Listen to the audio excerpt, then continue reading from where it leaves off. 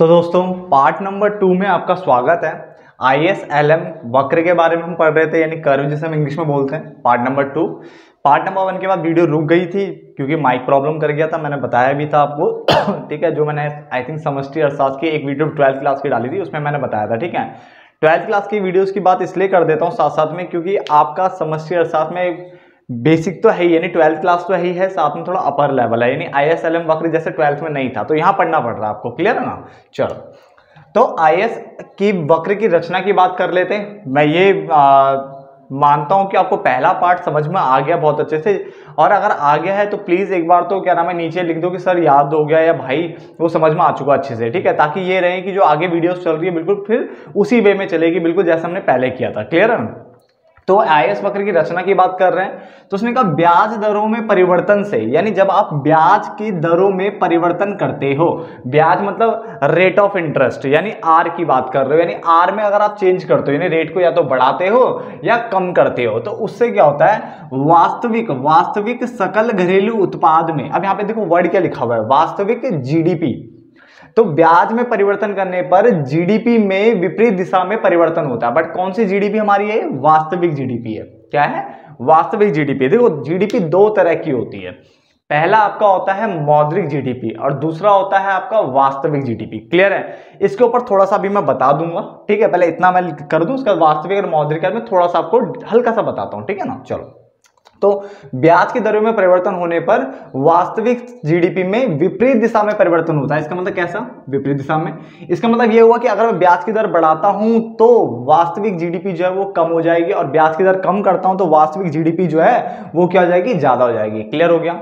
आगे, इसी कारण ब्याज के प्रत्येक स्तर पर, यानी जो भी आप ब्याज का रेट ले रहे हो उस पर जीडीपी के बिंदुओं को मिलाने से जिस वक्र का निर्माण होता है उसे IS वक्र कहते हैं। बड़े सिंपल सी रचना का बात में बता रहा है कि ब्याज में परिवर्तन होने पर जो वास्तविक जीडीपी है उसमें क्या होता है? विपरीत दिशा में परिवर्तन होता है। पहली बात कौन समझ में आ गया कि ब्याज की दरों में परिवर्तन करने पर जो वास्तविक जीडीपी है उसमें विपरीत दिशा में, यानी उल्टी दिशा में क्या होता है? परिवर्तन होता है। नंबर 2, इसने कहा अब ब्याज के रेट मान लो आपने रखे हैं 5, 6, 7, 4 जो भी है आपने रखे थे रेट, उसके हिसाब से जीडीपी क्या है? 4 पे जीडीपी क्या है, 5 पे जीडीपी क्या है, 6 पे जीडीपी क्या है, 7 पे, हर जगह पे जीडीपी। तो उन जीडीपी के पॉइंट्स को मिलाने पर कि 4 पे जीडीपी इतनी है, 5 पे जीडीपी, जैसे हम ग्राफ बनाते थे ना वैसे, तो 4 पे इतना, 5 पे इतना, 6 पे इतना। तो इस तरह से आपने उन बिंदुओं को अगर मिला लिया, जीडीपी के बिंदुओं को मिला लिया उन ब्याज के प्रत्येक स्तर पर, तो जो निकल के आता है उसे क्या बोलते हैं? IS वक्र कहते हैं। क्लियर हो गया?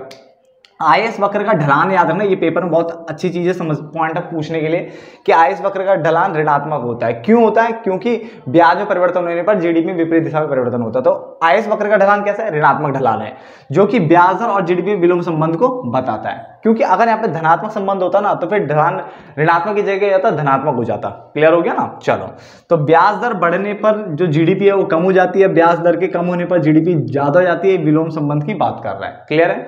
कोई भी कर्व, जैसे सपोज करो मैं एक कर्व बना रहा हूं, तो उसका धनात्मक ऋणात्मक से मतलब क्या है? अगर देखो कर्व देखो नीचे की तरफ जा रहा है, ऊपर से नीचे, तो ये होता है ऋणात्मक। क्या होता है? ऋणात्मक। और अगर मैं इसको ऊपर की तरफ लेके जा रहा हूं तो ये होता है धनात्मक।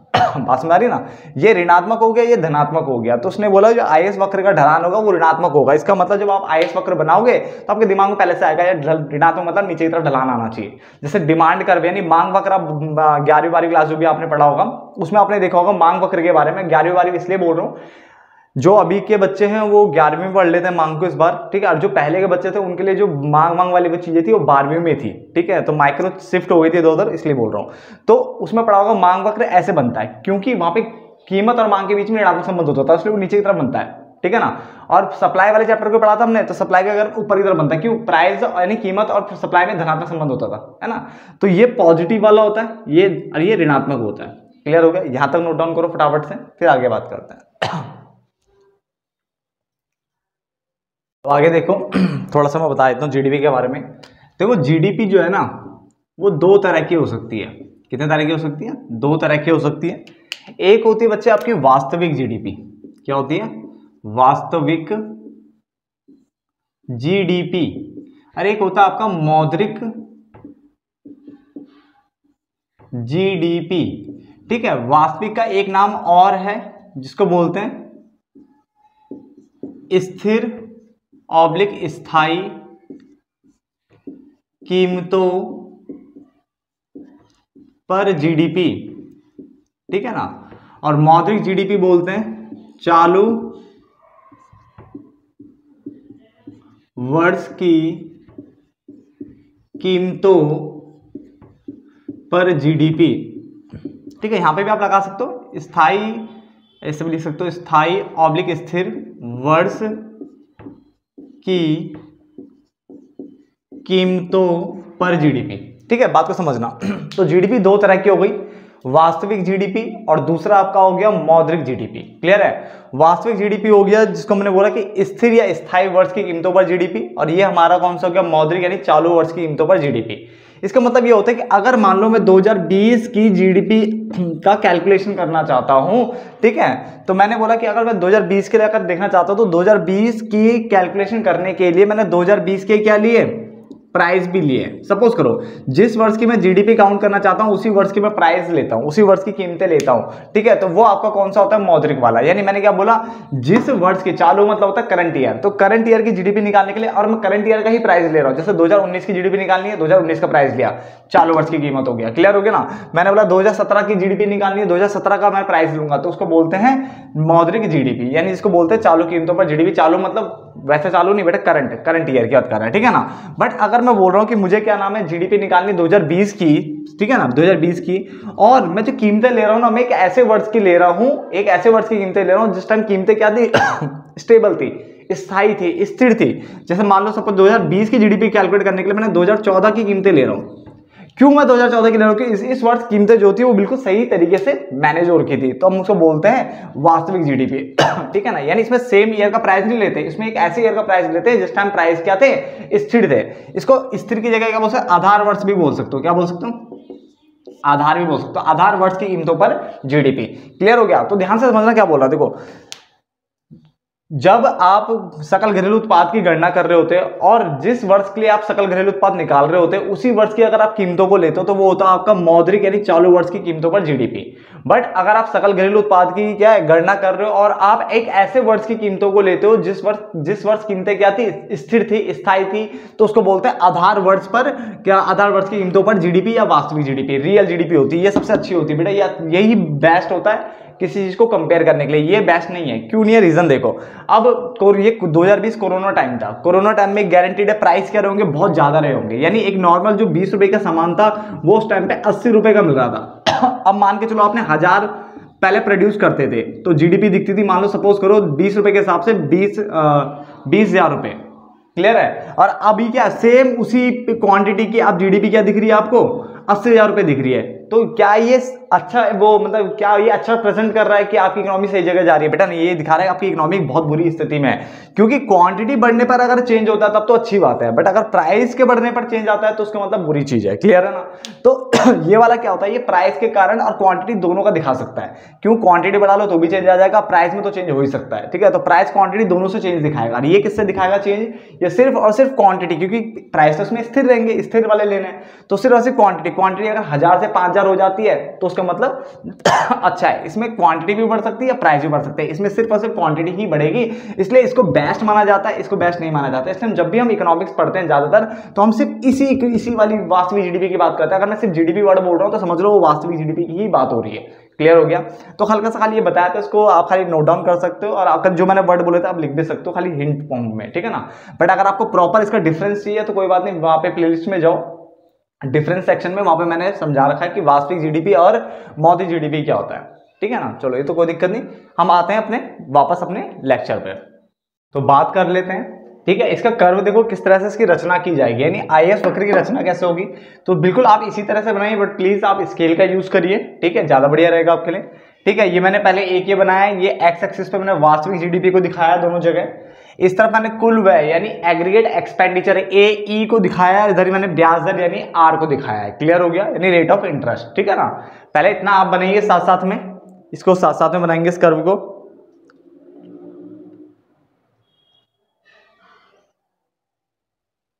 साथ साथ में प्लीज इतना बनाइए फटाफट से।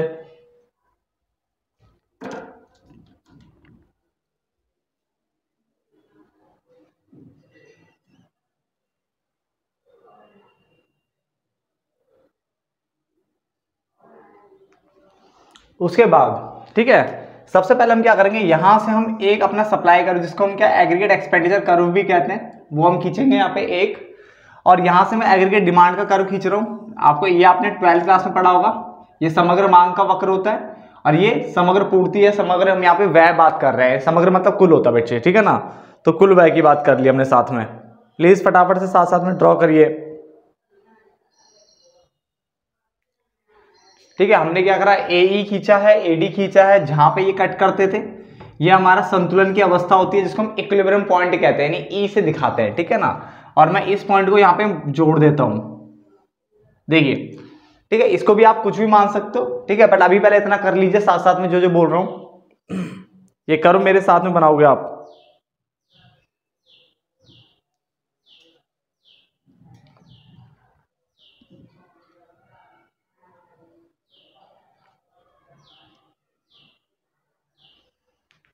हो गया।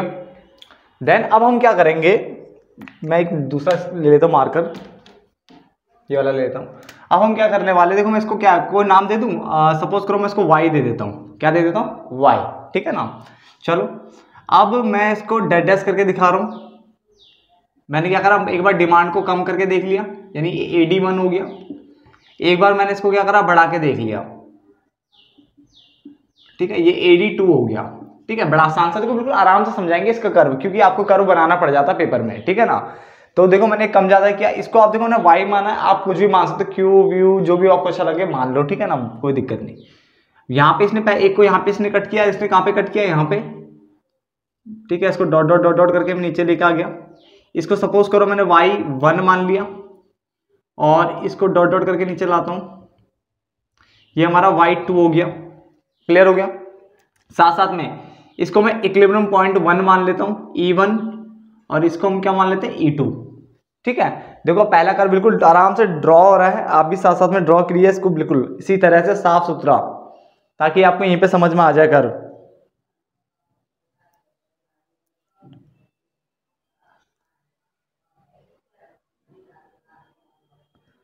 ठीक है, क्योंकि देखो ये कर्व क्या है, बच्चा छोड़ के जाता है, बच्चा छोड़ के इसलिए जाता है क्योंकि थोड़ा सा समझ नहीं आता है हो क्या रहा है। देखो मैंने कितना आराम से करवाया अभी तक, देखो मैंने ये बनवाए, उसके बाद मैंने एक AE खींचा है, एक AD खींचा है, जहां पे कट किया वो इक्विलिब्रियम पॉइंट होगा। उसके बाद AD एक बार कम करके देखा, एक बार ज्यादा करके दिखा दिया आपको। क्लियर है। अब मैं क्या करने वाला हूं, मैं इस जो मैंने लाइन खींची थी, मैं उसको क्या है नीचे लेके आने वाला हूं। ध्यान से देखना, इसको मैं नीचे तक लेके आने वाला हूँ, बिल्कुल सीधे, आप स्केल से ऐसे इनको भी मैं नीचे लेके आना हुआ, dot dot dot dot dot करके देखो आ रहा हूँ, ये आगे नीचे, इसको भी नीचे लेके आया था, इस तरह से मैंने नीचे लिया है, ठीक है ना। और उसके बाद हमारा जो IS कर्व आएगा, जिसका क्या होता है, ऋणात्मक ढाल होता है इस तरह से, ठीक है, ये हमारा IS कर्व होता है, ये मैंने साथ में बनाया है। प्लीज देखो साथ साथ में बनाओ, देखो आराम से समझ में आ जाएगा ये हो क्या रहा है। उसके बाद मैंने IS कर्व बनाया है आपके लिए।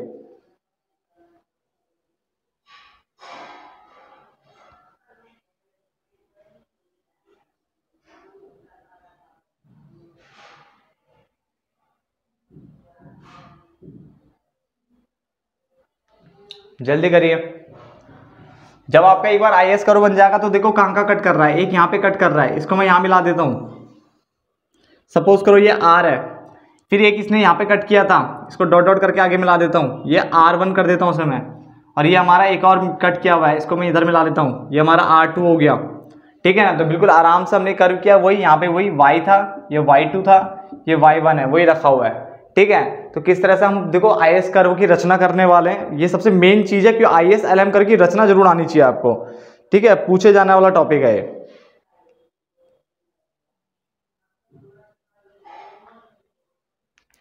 ठीक है, उसके बाद अगर आपको देखो ये कर्व आपको समझ में आ गया होगा, बिल्कुल कुछ ज्यादा खास नहीं करा, दोबारा बोल रहा हूं बच्चे, देखो AD-AS का कर्व खींचा मैंने, ये AS भी बोलते हैं इसे, AE को।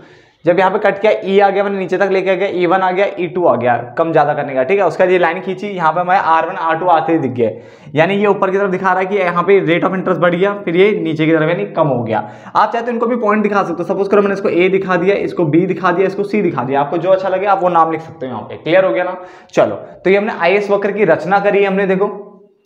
ठीक है ना, एक चीज और हमेशा याद रखनी है आपको, इकोनॉमिक्स पढ़ते वक्त यानी समष्टि पढ़ते वक्त या फिर आप कोई भी दूसरी इकोनॉमिक्स पढ़ रहे हो, जब भी कोई डायग्राम बनाता है, कोई कर्व बनाया जाता है, तो उसको एक्सप्लेन करना बहुत जरूरी होता है। अगर आपको दूसरे बच्चों से थोड़ा अलग चलना है, थोड़ा मतलब उनसे थोड़ा अच्छा हटके कुछ करके दिखाना है, तो आपको कर्व को हमेशा एक्सप्लेन करना होगा। क्योंकि बहुत सारे बच्चे कर्व एक्सप्लेन नहीं करते, वो सोचते कि सिर्फ बना दिया तो काफी हो गया। नहीं, आपको एक्सप्लेन करना पड़ेगा। एक्सप्लेन करने का बिल्कुल आसान सा तरीका है, आप अच्छे लेवल पे पढ़ाई कर रहे हो तो देखो कैसे करते हैं इसको। हम बोलते हैं देखो उपरोक्त चित्र में, पहले चित्र बना दिया, उसके बाद नीचे आता है उपरोक्त चित्र में। देखो अगर हिंट के लिए लिखना तो लिख भी सकते हो। उपरोक्त चित्र में एक्स एक्सिस पर, एक्स अक्ष पर, है ना, हिंदी में अक्ष हुआ, अक्ष पर वास्तविक जीडीपी को दर्शाया गया है और वाई अक्ष पर आपका कुल व्यय को दर्शाया गया है चित्र 1 में। और चित्र 2 में, चित्र 2 साथ नीचे है, उसमें वाई अक्ष पर ब्याज दर यानी रेट ऑफ इंटरेस्ट को दिखाया गया है। क्लियर है। उसके बाद सर्वप्रथम आपने क्या, एई एक कर्व खींचा और एक एडी कर्व खींचा, जो कि एई मतलब हो गया समग्र व्यय बोलो या कुल व्यय बोलो, समग्र पूर्ति बोलो चल जाएगा। और एडी आपका क्या हो गया, यहाँ पे समग्र मांग हो गया। आपने कर्व खींचा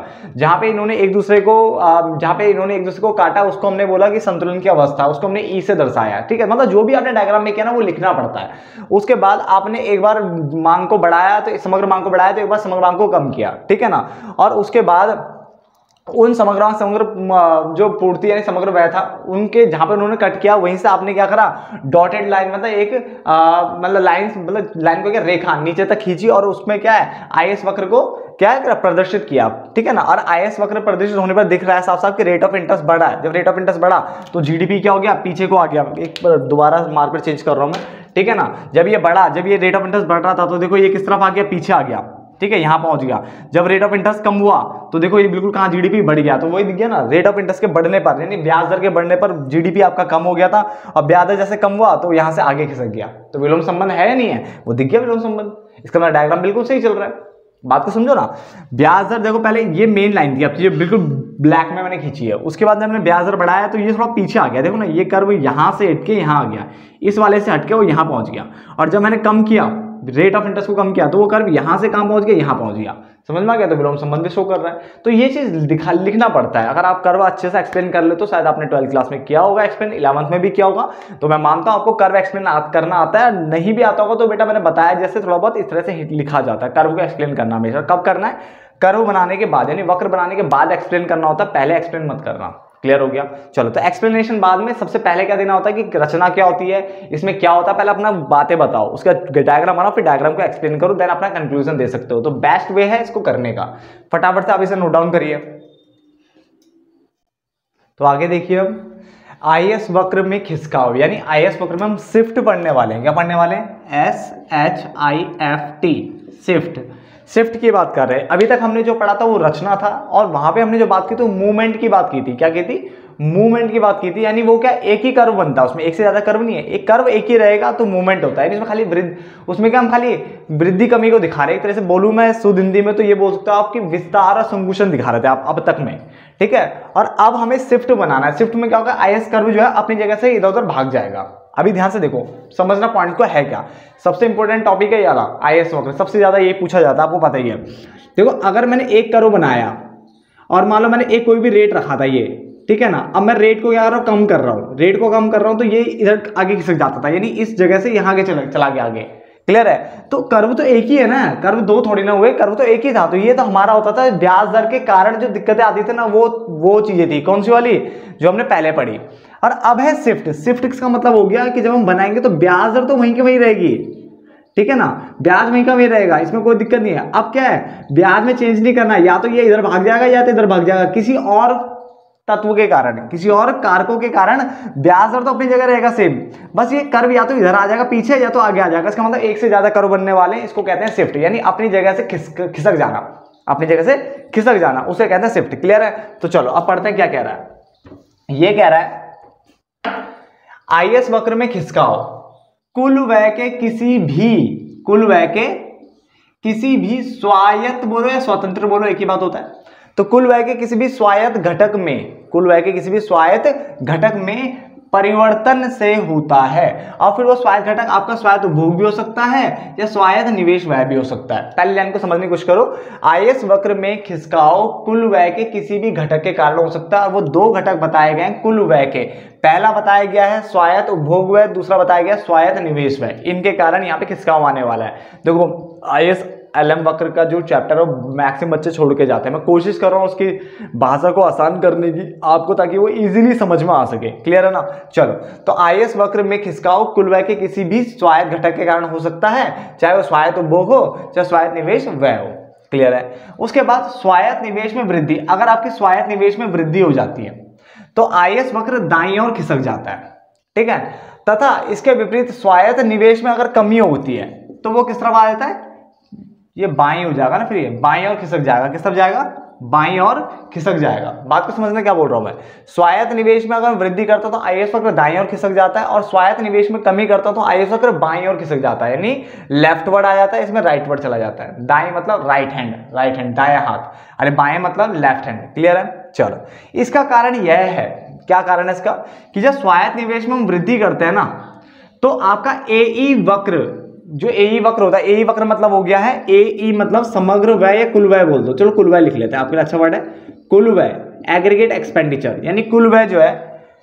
तो स्वायत्त निवेश में वृद्धि कुल व्यय जो आपका वक्र होता है उसको समानांतर ऊपर की ओर खिसका देती है। यानी अगर आपका स्वायत्त निवेश व्यय में वृद्धि होती है तो वो एई वक्र को ऊपर की ओर समानांतर खिसका देती है, जबकि स्वायत्त निवेश में कमी होने पर वो एई वक्र को, एई मतलब वही कुल व्यय वक्र को समानांतर नीचे की ओर खिसका देती है। ठीक है। जिसके कारण अगर एई वक्र ऊपर की ओर खिसक जाता है तो उसका मतलब दाईं ओर खिसका हुआ रहा है आईएस वक्र में। ठीक है। और अगर एई वक्र यानी आपका कुल व्यय वक्र जो है वो नीचे की ओर खिसक जाता है तो उसका मतलब वो बाईं ओर उसमें क्या आ रहा है, खिसका हुआ आ रहा है। प्रॉपर तरीके से देखो, थ्योरी को देखो क्या है। ठीक है। कोई बात नहीं, इसका डायग्राम मैं अगली क्लास में करवा दूंगा, अगले पार्ट में करा दूंगा। पहले इस पॉइंट को समझो, ये बहुत जरूरी है इसकी थ्योरी। ठीक है। आईएस वक्र में खिसकाओ, देखो क्या कह रहा है, आईएस वक्र में खिसकाओ किसके कारण आ रहा है, इसने कहा आईएस वक्र में जो खिसकाव आएगा वो कुल व्यय के कारण आएगा। पहली बात तो कुल व्यय के कुछ घटक है उसके कारण आईएस वक्र में जो खिसकाव आएगा वो कुल व्यय के किसी भी स्वायत्त घटक के कारण आएंगे। अब वो स्वायत्त घटक ना कोई भी हो सकता है। ठीक है। या तो वो क्या आएगा आपका स्वायत्त उपभोग व्यय हो सकता है। ठीक है। स्वायत्त उपभोग व्यय हो सकता है, या तो स्वायत्त निवेश व्यय हो सकता है, यानी इन्वेस्टमेंट हो सकता है। याद रखना यहाँ पे स्वायत्त बचत की बात नहीं कर रहा, स्वायत्त बचत की बात नहीं कर रहा, कि बचत करने से खर्चा थोड़ी ना होता है। यहाँ पे लिखा है कुल व्यय का घटक। कुल व्यय मतलब जहाँ पे पैसा खर्चा हो रहा हो, खर्च या तो उपभोग पे हो सकता है, या तो हम अपना पैसा कहीं इन्वेस्ट कर दे, तो एक तरीके से हमने पैसा कहीं लगाया है तो पैसा जाना चाहिए। तो पैसा यहाँ पे बचत की बात बिल्कुल नहीं होगी। तो पेपर में अगर आ गया क्या ये स्वायत्त बचत के कारण हो सकता है, बिल्कुल नहीं हो सकता। स्वायत्त बचत क्यों हो जाएगा भाई, वो व्यय थोड़ी ना है, वो तो जमा हो गया। व्यय दो तरीके, या तो खाओ उपभोग करो, या तो फिर क्या कर कहीं पैसा इन्वेस्ट करो, तो खर्चा दो ही जगह से हो सकता है। तो उसने बोला आईएस में जो खिसकाव होता है वो कुल व्यय के किन्हीं दो घटक के कारण, तीसरा घटक है ही नहीं हमारे पास, हम पे सिर्फ दो ही घटक है, एक तो स्वायत्त जो भी हमारा है, क्या नाम है इसका, स्वायत्त उपभोग व्यय या फिर स्वायत्त निवेश व्यय। क्लियर हो गया। अगर अब हम बात कर रहे हैं स्वायत्त निवेश की, इसकी अब स्वायत्त निवेश के दो पार्ट बता दिए ने, इसने दो पार्ट कर दिए। कह रहा स्वायत्त निवेश में अगर वृद्धि होती है तो ये आईएस कर्व जो है राइट हैंड की तरफ भागेगा, और अगर स्वायत्त निवेश में कमी होती है तो वो लेफ्ट हैंड की तरफ यानी बाईं ओर भागेगा। क्लियर हो गया। यहाँ तो कोई दिक्कत तो नहीं किसी को। ठीक है। आज तो भाई इस थ्योरी की टांग तोड़ के देंगे, ठीक है ना, क्योंकि थ्योरी आसान करनी है इस चैप्टर की। आगे लिखा है स्वायत्त निवेश में वृद्धि। इसका कारण ये होता है कि जब हम स्वायत्त निवेश में वृद्धि करते हैं तो उससे जो हमारा, अब देखो स्वायत्त निवेश व्यय में जब वृद्धि होगी, देखो व्यय में वृद्धि करोगे तो यार जो कुल व्यय भी तो बढ़ेगा ना, तो कुल व्यय ना ऊपर की ओर खिसक जाता है, ऊपर की ओर मतलब बढ़ जाता है, तभी तो बढ़ रहा है ऊपर। और कैसे, समानांतर बढ़ता है। समानांतर का मतलब होता है, जैसे मैंने अभी आपको एक कर्व बनाया था, ठीक है, सपोज करो ये आपका एई कर्व होता है ना, तो समानांतर मतलब ये ऐसे ऐसे ऐसे ऊपर बढ़ेगा, बिल्कुल समानांतर, बिल्कुल सीधे सीधे सीधे ऊपर, और कम होगा तो सीधे सीधे सीधे सीधे नीचे नीचे आएगा। बात समझ आ रही ना। ठीक है। इकोनॉमिक्स के कर्व तो भाई साहब ऐसे ही होते हैं पिच्चे मुच्चे से। तो इसने क्या कहा, स्वायत्त निवेश व्यय में वृद्धि करने पर आपका कुल व्यय बढ़ेगा। जायज सी बात है। किस तरह बढ़ेगा, समानांतर ऊपर की ओर, और जब ऊपर की ओर बढ़ेगा तो ये दाईं ओर शिफ्ट कर जाएगा। कौन, आईएस कर्व। जबकि अगर निवेश में, स्वायत्त निवेश व्यय में मैं कमी करता हूं तो भाई जब व्यय में कमी आ गई तो कुल व्यय में भी तो कमी आएगी, तो कमी आ गई कुल व्यय में। और जब कुल व्यय में कमी आ गई तो वो नीचे की ओर समानांतर खिसकेगा, और जब ये एई कर्व नीचे की ओर खिसकेगा, जो दूसरा कर्व उसके बाद मैं साथ में बनाऊंगा, उससे पता चलेगा कि जो हमारा आईएस कर्व है वो किस तरफ आ जाएगा, बाईं ओर खिसक जाएगा। क्लियर हो गया। चलो यहां तक समझ में आ गया। एक चीज लास्ट में आपको लिखनी है यहीं पे, कि मोटा मोटी बेटा बात करें, ठीक है, बात करें तो यहां पे ये बोला जा रहा है कि जो आईएस वक्र है, आईएस वक्र में खिसकाव तब आता है जब आपकी ब्याज की दरें जो होती है, ब्याज दर जो होती है वो क्या होती है, स्थिर रहती है। यानी ब्याज दरों में इस बार परिवर्तन, ब्याज दर मैंने बोला कहीं भी ब्याज दर में मैंने कमी परिवर्तन ऊपर नीचे कुछ बोला नहीं, बोला ना। इसका मतलब ब्याज दर इस बार स्थिर है। तो किसके कारण आ रहा है, ये कुल व्यय के स्वायत्त घटक के कारण खिसकाव आता है, कभी भी ब्याज दर के कारण खिसकाव नहीं आता। ये हमेशा जिंदगी में याद रखना, ब्याज दर के कारण तो खिसकाव आ ही नहीं सकता, क्योंकि ब्याज दर के अंतर्गत तो मैंने कर्व बनवाया था अभी, देखो यहां बना के दिखाता हूं। तो देखो ये आपका आईएस कर्व हो गया, अब मैंने ये रेट बनाया था, देखो ये ना, है ना। अब इससे अगर मैं बढ़ा के देखूं, रेट बढ़ाता हूं तो देखो ये पीछे आ गया, बट कर्व तो एक ही है ना। रेट कम करके देख लेता हूं तो ये आगे खिसक जाएगा, ये सॉरी आगे मतलब मूव हो जाएगा, ठीक है ना। ये रहा, लो y2 कर लेते हैं, y कर लेते हैं y1। अब देखा कर्व तो एक ही है ना, इसका मतलब ब्याज दर को बढ़ा लो चाहे घटा लो, कर्व एक ही रहता, तो खिसकता तो कर्व है ही नहीं। तो ब्याज दर से कभी भी खिसकाव नहीं होता। ब्याज दर क्या होती है, ठीक है, कभी भी खिसकाव का कारण नहीं बनती है। इसलिए जब भी खिसकाव आता है उस टाइम पे ब्याज दर आपकी स्थिर होनी चाहिए, तब जाके खिसकाव आ सकता है। अगर ब्याज दर में अगर आप परिवर्तन करते हो तो बेटा कभी खिसकाव आ ही नहीं सकता। ब्याज दर में परिवर्तन आने पर खिसकाव नहीं दिखेगा। ब्याज दर अगर मैं स्थिर कर दूं और फिर अन्य कारकों के कारण परिवर्तन आ सकता है, उसके कारण फिर आपका जो आईएस कर्व है ना, या तो इधर की तरफ जाएगा आगे या पीछे जाएगा। तो 3-3 कर्व या 2-2 ऐसे कर्व आपको देखने को मिलेंगे। बट इस केस में आपका ब्याज दर क्या होगा, हमेशा स्थिर होगा। और यहाँ पे ब्याज दर स्थिर कहाँ है, तो बढ़ घट रहा है। तो जब भी ब्याज दर ऊपर नीचे होगा, भागेगा इधर उधर, तो कभी खिसकाव नहीं आएगा, याद रखना। बट ब्याज दर स्थिर होगा और अन्य कारकों के कारण फिर क्या आता है, खिसकाव आता है। तो इसका कर्व हम अगले पार्ट में कर लेते हैं। होप सो आपको वीडियो समझ में आ गई होगी, और अगर आती है तो प्लीज़ कमेंट बॉक्स में आपको लिखना चाहिए कि आपको समझ में आ रही है, क्योंकि ये चैप्टर बड़ा अटपटा सा चैप्टर है, ये आप भी जानते हो, ठीक है ना। आप चाहे तो बुक से पढ़ के देख लो, ठीक है, समझ में आ जाएगा जमीन आसमान का ये चैप्टर है क्या। चलो मैं बंद करता हूँ चैप्टर को, मिलते हैं नेक्स्ट पार्ट में, तब तक के लिए धन्यवाद दोस्तों।